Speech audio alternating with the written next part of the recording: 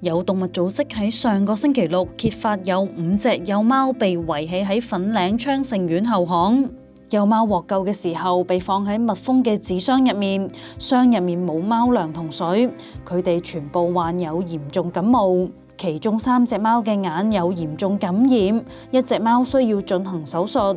組織負責人形容事件猶如謀殺，令人痛心。等貓隻情況穩定之後再安排領養。